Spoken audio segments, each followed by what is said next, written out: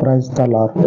మన రక్షకుడు పరిశుద్ధుడు యేసుక్రీస్తు వారి కనికరం కలిగిన నామమున విశ్రాంతి దినమందు దేవుని వాక్య ధ్యానమునకు ప్రతి ఒక్కరికి మన పరిశుద్ధుల పేరట ప్రైజ్ ద లార్డ్. యేసు ప్రభు యందు మనం వింటున్నట్లుగా ఏ విధమైనటువంటి అబద్ధం కానీ లేకపోతే ఆయన దగ్గర ఏ విధమైనటువంటి మోసం అనేది కానీ మనకి కనపడదు. కనపడేదంతా కూడా లేఖనాల్లో నుంచి ఎలా కనపడుతుందో చూద్దాం. దేవుడు ఇప్పుడు జరిగేది అప్పుడు జరిగింది లేఖనాల్లో రాయబడి ఉన్నది. దేవుని ఉద్దేశము, దేవుని మాట ఏందో ఈరోజు వాక్యంలో ధ్యానించుకుందాం. మొదటి సమూయేలు గ్రంథం 29వ అధ్యాయము 6వ వచనం. మొదటి సమూయేలు 29:6.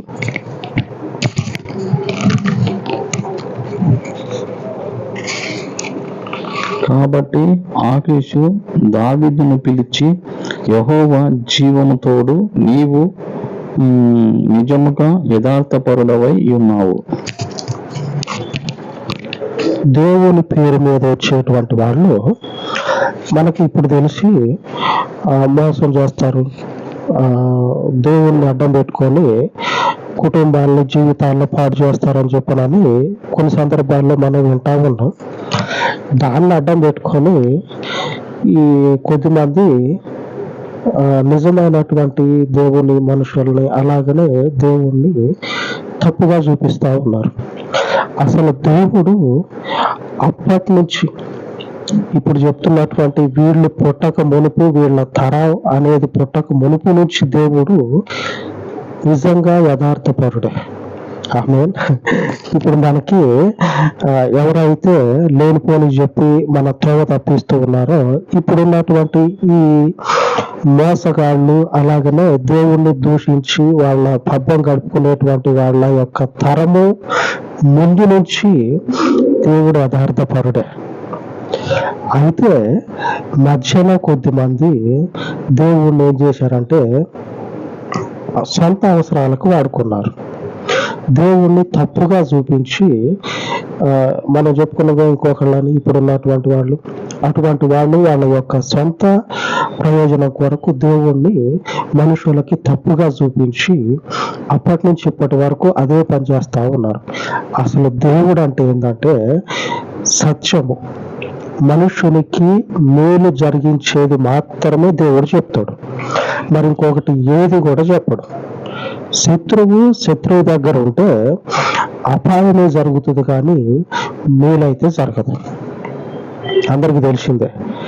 ఈ ఆకీష్ అనేటువంటి రాజు, ఆకీష్ అనేటువంటి ఆయన దావీదుని పిలిచి దావీదుతో చెప్తా ఉన్నాడు. నిజానికి ఈ దావీదు ఆకీషుకి శత్రువు దావీదుని పిలిచి ఏమని మాట్లాడుతూ ఉండంటే, నిజంగా నువ్వు యథార్థపరుడివే. దావీదుకున్న పరిస్థితిని బట్టి శత్రువు దగ్గరికి సహాయం కోరిపోతే ఆ శత్రువు ఏం చేస్తాడంటే, సరే పోనీ అని చెప్పనని కొన్ని రోజులు ఆ మనుషుని యొక్క ప్రదేశంలో, ఆ మనుషుని యొక్క ఏరియాలో ఆశ్రయం ఇస్తాడు. ఆకీష్ అనేటువంటి రాజు ఈ దావీదుకి ఆశ్రయం ఇస్తాడు. ఆశ్రయం ఇస్తే ఆలోచన చేయాల, నా శత్రువుకి నేను ఆశ్రయం ఇస్తే తర్వాత నాకు ఏమన్నా హాని తలపెడితే, హాని అనేది శత్రువు నుంచే కదా వచ్చేది. హాని అనేది జరిగితే, ఒకవేళ నమ్మించి తర్వాత ఏమన్నా చేస్తే, ఇట్లా ఆలోచన చేయాల్సినటువంటి మనిషి ఆ మనిషికి ఉన్నటువంటి పరిస్థితిని బట్టి అక్కడ పరిస్థితులన్నీ చూస్తూనే ఉన్నాడు. ఆకీషు చూస్తా ఉన్నాడు. ఇది నిజమే కావచ్చు అనుకొని ఆశ్రయం ఇచ్చిండు దావీదుకి. ఉన్న పరిస్థితులన్నీ చూస్తా ఉన్నాడు, ఏం జరుగుతా ఉన్నదో. చూసినటువంటి మనిషి దావీదుకు ఆశ్రయం ఇచ్చి ఆ తర్వాత కొద్ది రోజులకి అక్కడ ఉన్నటువంటి ఈ ఆకీష్తో పాటు ఇంకా ఉన్నటువంటి ఆ పెద్దలు ఎవరైతే ఉంటారో ఆ పెద్దలకి ఈ దావీదు ఏడు ఉండటం నచ్చకపోయాలకి ఆకీషు దావీదును పిలిపించి చెప్తా ఉంటాడు, ఇదిగో మా ఊళ్ళంతా నువ్వు ఏడుంటే వాళ్ళు ఇష్టపడట్లా, నువ్వు నీ ప్రాంతానికి వెళ్ళిపో అని చెప్పానని చెప్తాడు. ఆ చెప్పే సమయంలో ఆకీషు దావీదు గురించి మాట్లాడుతున్న మాట, నిజంగా నువ్వు యథార్థపరుడివే, ఏ హాని చేయాల, నువ్వు వచ్చిన దగ్గర నుంచి ఏ విధంగా కూడా నువ్వు అక్రంగా నడుచుకోవాలి, నువ్వు యథార్థపరుడివే. దేవుని మనుష్యుడు యథార్థంగా ఉంటాడు. ఒకటి గుర్తుపెట్టుకోండి, దేవుడు మనుష్యుడు యథార్థంగా ఉంటాడు. యథార్థంగా ఉండడం దేవుడు అంటే లేఖనాల్లో యేసు ప్రభు వారు తండ్రి అయినటువంటి యెహోవా దేవుడు మొదటి నుంచే, మన తరాలు పుట్టక మునుపు నుంచే దేవుడు చెప్తా ఉన్నాడు. ఆ మంది ఉంటదిగా, ఆ గుంపు, ఆ మనుషులను పాడు చేసేటువంటి తోడేళ్ల గుంపు, వాళ్ళ గురించి దేవుడు చెప్తా ఉన్నాడు. ఇర్మియా గ్రంథంలో చూద్దాం. ఇర్మియా గ్రంథం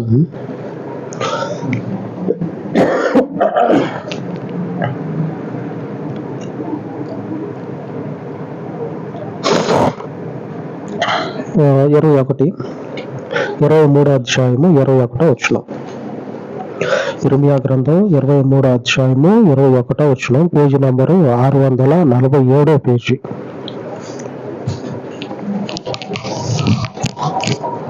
పేజీ నంబరు 647.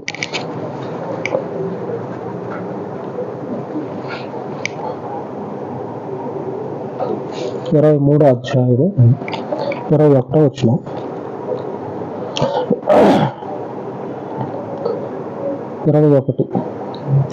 నేను ఈ ప్రవక్తలను పంపకుండినను వారు పరిగెత్తి వచ్చెదరు, నేను వారితో మాట్లాడకుండినను వారు ప్రకటించెదరు.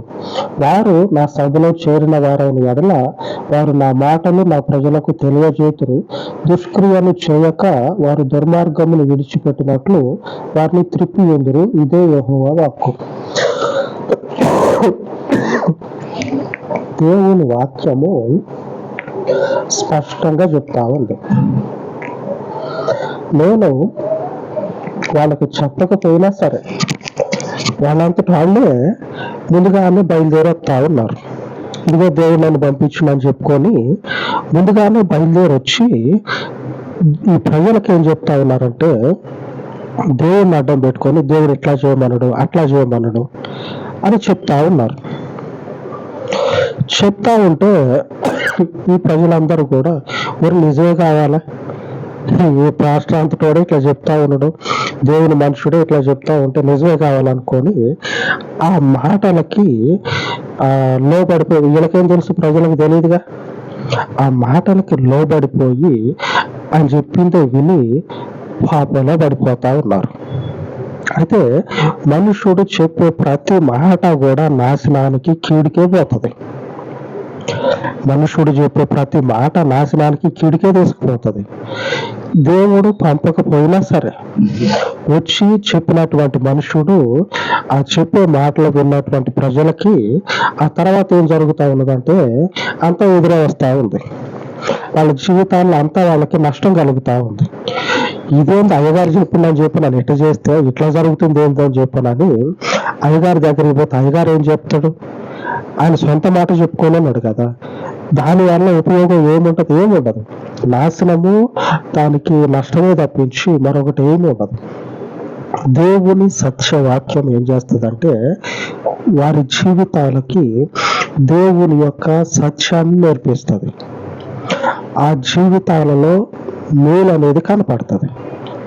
దేవుని సత్యం ఉన్నటువంటి వాళ్ళ జీవితాల్లో మేలు కనపడుతుంది. ఆ మేలు ఎవరి ద్వారా కనపడుతుంది అంటే, ఒకటి దేవుడు పంపించిన మనుషుడు అయ్యి ఉండాలి. ఆ మనుషుడు దేవుడు చెప్పమన్న మాటే చెప్పాలి. అంతే. రెండే రెండు పాయింట్లు. ఒకటి దేవుడు పంపించిన మనుషుడు అయి ఉండాలి, రెండోది దేవుడు చెప్పమన్న మాటే చెప్పాలి. ఈ రెండు విషయాలు క్రీస్తులో కనపడతా ఉన్నాయి. నా అంతట నేను ఏది చెప్పలేక తండ్రి నాకు బోధించినటువంటి వాక్యాన్ని నేను బోధిస్తా ఉన్నా. మరి ఏది కూడా నేను చెప్పట్లా. నేను తండ్రి చిత్తానుసారంగా బయలుదేరి వచ్చి ఉన్నా. ఆమేన్. యేసు ప్రభు వారి యొక్క మాట చూడండి, ఆయన వచ్చినట్టు దగ్గర నుంచి ఆయన పునరుద్ధానం వరకు తండ్రి ఆజ్ఞాపించినటువంటి వాక్యము తప్పించి మరొక వాక్యము బోధించినట్లు లేదు. ఆయన బోధించడం కూడా. ఎందుకంటే పంపబడినటువంటి మనుషుడు ఏం చేస్తాడంటే శరీరం అంతా, హృదయం అంతా దేవుని వాక్యమే నిండి ఉంటుంది. దేవుని వాక్యాన్ని ప్రకటిస్తారు, మరొకటి చెప్పరు. ఆయన ద్వారా పంపబడిన వారు. అందుకే దేవుడు సెలవిస్తా ఉన్నాడు, నేను వాళ్ళని పంపకపోయినా సరే ఆ మాటలు విని జీవితాల్లో పాడు చేసుకుంటా ఉన్నారు. ఇట్లా జీవితాల్లో పాడు చేసుకునేటువంటి వాళ్ళు గ్రహించాల్సింది ఏంటంటే దేవుని వాక్యం అయితే మనకి అది తప్పక మేలు మాత్రమే జరిగిస్తుంది, అపాయంలో నుంచి మనల్ని బయటపడేస్తుంది. ఇది కూడా ఉంది, అపాయంలో నుంచి మనుషుల్ని బయటపడేస్తుంది. దేవుని వాక్యం అయితే అపాయంలోకి పడేయదు. ఒకవేళ దేవుని వాక్యం అయ్యుండి అపాయంలోకి పడిపోయిన అనుకోండి, అది కొద్ది సమయమే, తర్వాత మరలా మేలులోకి వస్తాం. యేసు ప్రభు వారు మరణంలోనికి ప్రవేశించి అక్కడనే ఉన్నాడా, తిరిగి మరలా జీవాన్ని పొందుకున్నాడు కదా. అట్లాగా దేవుని యొక్క వాక్యం ఎలాగుంటదంటే మనుషునికి మేలు జరిగించేదిగా ఉంటది. తర్వాత వచనాల్లో చూద్దాం.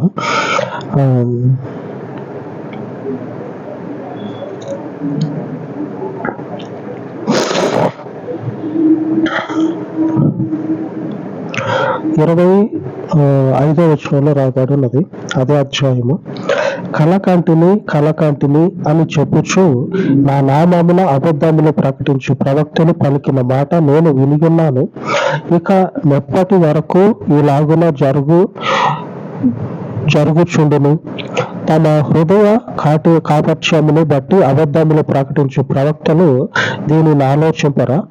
బయలును పూజింపవలనని తమ పితరులు నా నామమును మర్చినట్లు వీరందరూ తమ పొరుగు వారితో చెప్పు కళల చేత నా జనులు నా నామమును మర్చినట్లు చేయవలెనని యోచించుచున్నారా? దేవుని వాక్యాన్ని బోధించేటువంటి వాళ్ళు ఆ వాక్యము దేవునిదా కాదా అనేటువంటి ఆలోచన అనేది కలిగి దేవుని ప్రజలకు చెప్పాల. అంతకుముందు ఏం జరిగింది? దేవునిని ఎరిగినటువంటి వారు బయలును పూజించి దేవునికి దూరం అయిపోయారు, దేవుని విసర్జించి పక్కకు పోయారు, బయలుదేవతను పూజించారు. ఇప్పుడు కూడా దేవునిని అనుసరించాలని ఉండేటువంటి వాళ్ళు ఎవరైతే ఉన్నారో అటువంటి వారందరూ కూడా ఇట్లాగా దేవుడు మమ్మల్ని పంపించిందని చెప్పినని ఈ అబద్ధ ప్రవక్తల యొక్క వలలో పడి ఎవరైతే ఉంటూ ఉన్నారో వారందరి జీవితాల్లో కూడా ఈ పరిస్థితులు ఎదురైతాయి. దేవుడు అనేటువంటి భ్రమను కలిగించి దాంట్లో ఏం చేస్తారంటే దేవునిది కానటువంటి దానిని దేవుని ప్రజలకు నేర్పించి దాంట్లోనే వాళ్ళని ముంచుతా ఉంటారు. మునిగిపోయినటువంటి మనుషుడు ఇంకెప్పుడు తేలుతాడు? ఆ దేవునికి విరోధమైనటువంటి దాంట్లో మునిగిపోయినటువంటి వాళ్ళు తొందరగా బయటకు రావటం అది జరగదు. అది ఇప్పటికీ కూడా కొన్ని సంఘాలలో, కొన్ని ప్రాంతాలలో ఈ పరిస్థితులు ఉంటాయి. అక్కడ జరిగే విషయాలన్నీ కూడా బైబిల్ చదువుకున్న వాళ్ళకి తెలుసు, ఇది బైబిల్కు విరుద్ధం అని తెలుసు, అయినా కానీ అక్కడనే ఉంటారు. అయినా కానీ అక్కడనే ఉంటారు. బైబిల్కి విరుద్ధమైందని తెలిసి కూడా అక్కడనే బతుకుతూ ఉంటారు, కానీ బయటకు రారు. అందులో నిలబడిపోయి దాంట్లో కూరుకుపోయినటువంటి వాళ్ళు బయటకు రావటం అనేది అసంభవం, అది జరగదు. వచ్చేటువంటి వాళ్ళు అతి కష్టం మీద బయటకు వస్తారు. మిగిలినటువంటి వాళ్ళు తెలిసి కూడా అక్కడనే నిలబడిపోతారు. ఎందుకంటే రావాలని ప్రయత్నం చేసినా సరే రాలేము, బయటకు రావాలి. ఎందుకంటే దేవుని యొక్క వాక్యము ఏమై ఉన్నదో లేఖనంలో స్పష్టంగా రాయబడి ఉన్నది. దేవుని వాక్యం ఏమై ఉన్నదంటే సత్యమై ఉన్నది. ఈ సత్యము మన జీవితాల్లో దేవుడు మనకి ఏ మాట అయితే తెలియజేసిండో అదే మాటని నెరవేర్పులోనికి తీసుకొస్తుంది. తర్వాత వచనం చూద్దాం. 28వ వచనం, అదే అధ్యాయం 28వ వచనం. కల కనిన ప్రవక్త ఆ కళను చెప్పవలను, నా వాక్కు ఎవనికుండునో వాడు సత్యమును బట్టి నా మాట చెప్పవలను. లేఖనము స్పష్టంగా తెలియజేస్తా ఉంది.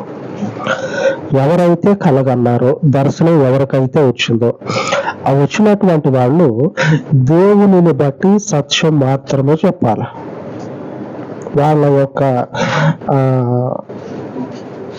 కడుపు పోషించుకోవటం కోసం, వాళ్ళ యొక్క ఆడంబరాల కోసం దేవుని యొక్క దర్శనాన్ని తప్పించి మరొకటి చెప్పి, అసలు దర్శనమే రాకపోయినా సరే దర్శనం వచ్చిందని చెప్పనని దేవుని పేరట అబద్ధం చెప్పి ఇట్లాగా పద్యం గడుపుకునేటువంటి వాళ్ళు ఏం చేయాలంటే, దేవుని వాక్యము ఎవరికైతే చెప్పేటువంటి సామర్థ్యము దేవుడిచ్చిండో వాళ్ళు దేవునిని బట్టి సత్యము మాత్రమే చెప్పాలి. ఆ సత్యం అనేది మనల్ని దేవుని మనుషులుగా నిలబెడుతుంది. ఆ సత్యం అనేది మనల్ని దేవుని ప్రజలుగా స్థాపిస్తుంది. ఆయన వాక్యము మాత్రమే చెప్పాలా. ఆయన వాక్యానికి మనది ఏ మాత్రం కూడా జోడించొద్దు, తగిలించొద్దు. తగిలించినట్లయితే అది మనది, దేవునిది కాదు, మనది అవుతుంది అది. కాబట్టి దేవుని వాక్యము ఎవరికి ఉంటుందో వాళ్ళు సత్యాన్ని బట్టి దేవుని మాటనే చెప్పాలి.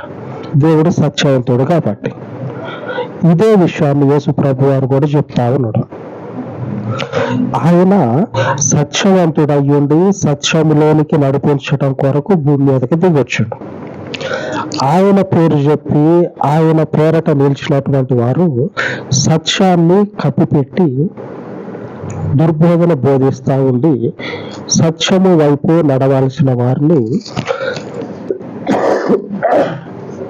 అసత్యము వైపు నడిపించేటట్లుగా ఎవరైతే చేస్తారో వారు సత్యమందు నిలిచిన వాళ్ళు కాదు. అక్కడ నిలిచినట్లయితే ఆ శాపాలలో మనం నిలబడి ఆ దేవుని ఉగ్రతకు మనం లోను కాక తప్పదు. దేవుని సత్యం అనేది మనలో ఉండకుండా పోతుంది. దేవుని నమ్ముకొని ప్రయోజనం ఏముంటది? ఏమీ ఉండదు. ఆయన సత్యవంతుడని మనం దేవుని దగ్గరకు వచ్చినాం. సత్యవంతుడని చెప్పుకొని అసత్యంలో నిలబడి అసత్యాన్ని వింటా చూస్తా అసత్యం వెంబడి జీవితాన్ని కొనసాగిస్తే మనం ఏ ఉద్దేశంతో సత్యంలోనికి అడుగు పెట్టినో ఆ ఉద్దేశము మన చివరి దినాల్లో నెరవేర్చబడదు. ఆయన రాకడ సమయంలో ఆయనతో పాటు నిలబడాలని సత్యంలో అడుగుపెట్టారు. అసత్యంలో నడుచుకుంటా ఉంటే ఇంకెక్కడ నిలబడేది? కలకన్నటువంటి ప్రవక్త ఏం చెప్పాలా? దేవుని నామాన్ని బట్టి సత్యాన్ని మాత్రమే చెప్పాలి. ఇప్పుడు ఎంతో మంది బయలుదేరుతా ఉన్నారు. దేవుని పేరు చెప్పి పాడు చేయటానికి ఎంతో మంది బయలుదేరి ఇది దేవునిదా కాదా అనేటువంటి కనీస ఆలోచన లేనటువంటి దేవుని ప్రజలకి ఏం చెప్తా ఉన్నారంటే, దేవునిదని చెప్పి దేవునిది కాని దాన్ని దేవుని ప్రజలకు చెప్పి వాళ్ళని అసత్యానికి లోబరుస్తా ఉన్నారు. సత్యం ఎక్కడుంది? ఇక దేవుని వాక్యాన్ని ఎవరైతే విని దాని ప్రకారం ఎవరైతే నడుచుకుంటారో వాళ్ళు సత్యమందు ఉన్నటువంటి వాళ్ళు, అసత్యమందు కాదు, సత్యమందు ఉన్నటువంటి వాళ్ళు. యేసు ప్రభు వారు చెప్పినటువంటి మాట యోహాను సువార్తలో రాయబడింది, చదువుకుందాం.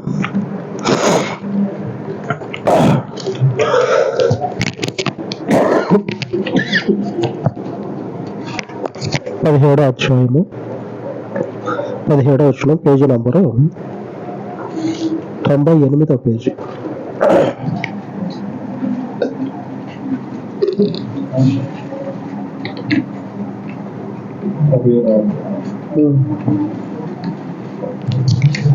తొంభై 98వ పేజీ, 17వ అధ్యాయం 17వ వచనం. నేను చదువుతా చూడు.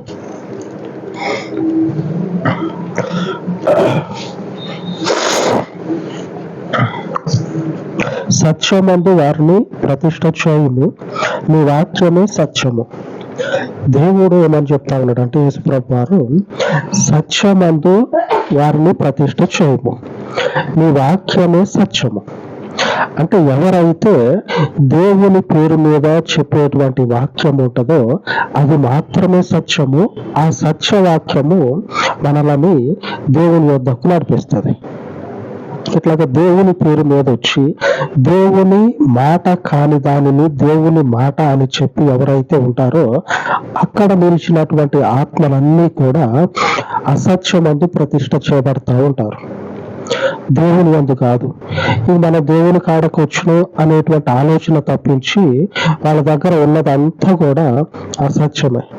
నిజానికి వాళ్ళ హృదయంలో ఉండేది ఏంటంటే మనం దేవుణ్ణి అనుసరిస్తా ఉన్నాం, మనం దేవుని వద్దకు వచ్చినా అని ఉంటది. కానీ భౌతికంగా చూస్తే వాళ్ళు ఎలా కనపడతారంటే అసత్యమందు నిలిచిన వారు ఈ అబద్ధాన్ని అనుసరించేటువంటి వారుగా ఉంటారు. ఏ సంబంధం? ధాన్యానికి పొట్టుతోటి ఏ సంబంధం? దేవుని వాక్యమే సెలవిస్తా ఉంది. మనం చదువుకున్నటువంటి ఇర్మియా గ్రంథం 23 28వ వచనంలో ఉంది, ధాన్యముతో చెత్తకు ఏమి సంబంధం? ఇదే యెహోవా వాక్కు, నా మాట అగ్ని వంటిది కాదా, బండను బద్దలు చేయి సుత్తె వంటిది కాదా.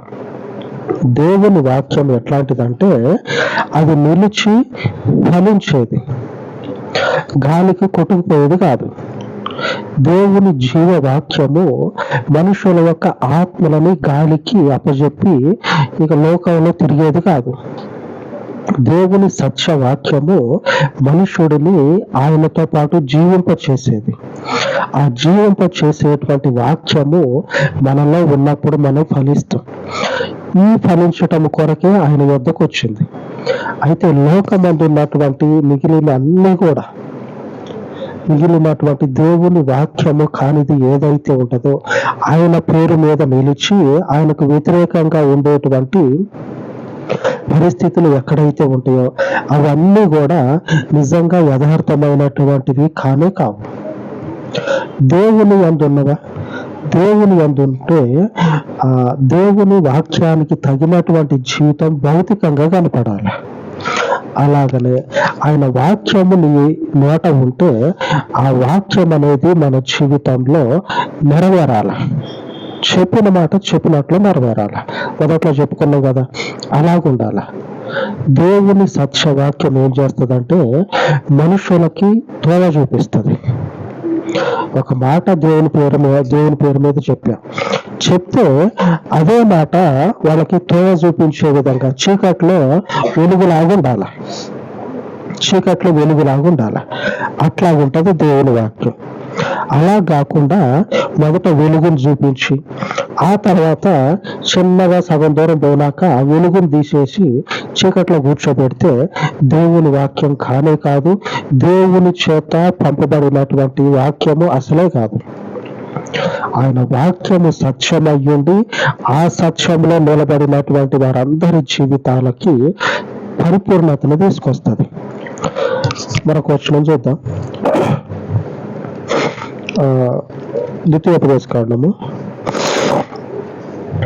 చివరిగా ద్వితీయోపదేశకాండం 18వ అధ్యాయము 20వ వచనం. 18-20 పేజీ నంబరు 161వ పేజీ.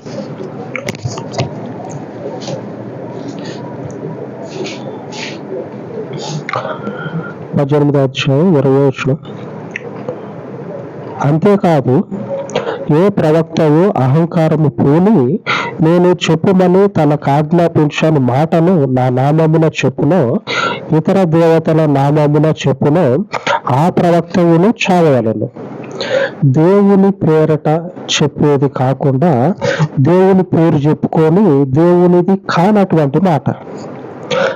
దేవుని పేరు చెప్పుకొని నేనున్నా, ఇప్పుడు దేవుని పేరు చెప్పుకున్నా, దేవుని పేరు చెప్పి ఇప్పుడు నేనున్నా.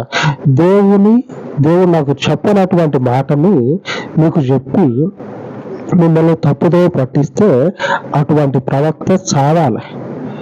ఇతర దేవతల పేరు మీద చెప్పేటువంటి ప్రవక్త కూడా చావాలి. దేవుని మాట అంతేకాదు, ఏ ప్రవక్త కూడా అహంకారం భూమి అంటే గర్విష్ఠుడయ్యి అహంకారంతో పోయి దేవుని వాక్యాన్ని ఇట్లా పాడు చేయకూడదు. పాడు చేస్తే దేవుని చేతిలో ఆ ప్రవక్తకి చావు తప్పదు.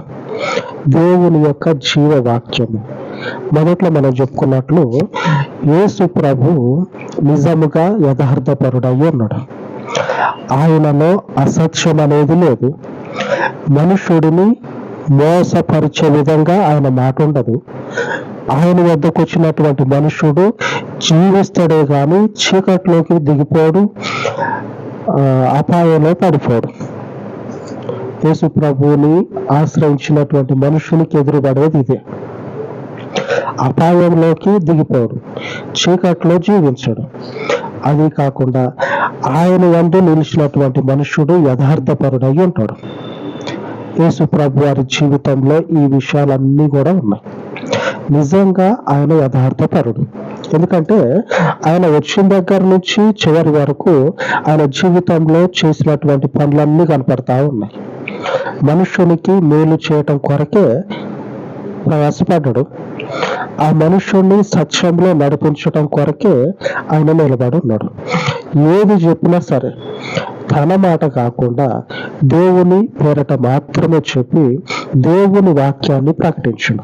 అంతేకాదు, ఏ ప్రవక్త కూడా అహంకారం పూని దేవుని పేరట దేవుడు చెప్పనటువంటి మాట చెప్తాడో, దేవుడు చెప్పండి, దేవుడు నాకు ఇది చెప్పిండు అని ఎవడైతే చెప్తాడో అటువంటి ప్రవక్త దేవుని చేతిలో చేస్తాడు. దేవుని పేరు మీద చెప్పే ప్రతి మాట కూడా మనుషునికి జీవమును ప్రసాదిస్తుంది. ఇప్పుడున్నటువంటి పరిస్థితులన్నీ కూడా మనకి ఎదురవుతా ఉన్నాయి. ఈ పరిస్థితిలో మనం చూస్తా ఉన్నాం, దేవుని పేరు మీద ఉన్నటువంటి ప్రతి ఒక్కళ్ళు కూడా విమర్శించడం కాదు, ప్రతి ఒక్కరు కూడా దాదాపుగా ఈ పరిస్థితిలోనే ఉంటా ఉన్నారు. అసలైంది ఏది లేకపోతే అబద్ధమైంది ఏది అని గుర్తించలేని స్థితిలో దేవుని ప్రజలు ఉంటా ఉన్నారు. అంత భయంకరమైపోయిన పరిస్థితులు. యేసు ప్రభు వారు అయితే మొదటగానే చెప్తా ఉన్నాడు, ఆయన యథార్థపరుడై ఉన్నాడు. ఆ యథార్థవంతుల్లో ఉన్న ప్రతి ఒక్కరు కూడా యథార్థవంతులని లోకము చేత తీర్పు పొందుతారు. ఆకీష్ అనేటువంటి రాజు అన్యుడయ్యుండి శత్రువు గురించి తీర్పు తీరుస్తా ఉన్నాడు. దేవునిని ఎరుగనటువంటి మనుషుడు. దావీదు ఎంత యథార్థంగా ఉండాలి, దేవుని మనుషుడు ఎంత యథార్థంగా ఉంటాడు. మరి దేవుని పేరు చెప్పుకొని ఇట్లాగా నీళ్ళల్లో ముంచినట్లు మనుషుణ్ణి ఆ కీడులోకి ఆ నాశనంలోనికి ముంచితే యథార్థత ఎక్కడి నుంచి వస్తుంది? ఫిలిస్తీయుడు ఆకీష్ అనేటువంటి రాజు ఫిలిస్తీయులకి దేవుని ప్రజలకి పచ్చగడ్డేస్తే బొగ్గుమనేంతగా శత్రుత్వం ఉంటది. ఆ పరిస్థితుల్లోనే ఆకీషు దావీదు గురించి నీవు నిజంగా యథార్థపరుడివి, ఎంత యథార్థంగా బ్రతికితే, ఎంత నీతిగా బ్రతికితే ఆ సాక్ష్యాన్ని పొందుకోవాలి. ఇదే సాక్ష్యము నేటి దినాల్లో ప్రవక్తలకి, సేవకులకి, దేవుని ప్రజలకు అవసరం. ఎందుకంటే మనం ఉన్నది యథార్థపరుల్లో. ఆమేన్. దేవుడు తన వాక్యాన్ని దీవించును గాక. ఆమేన్.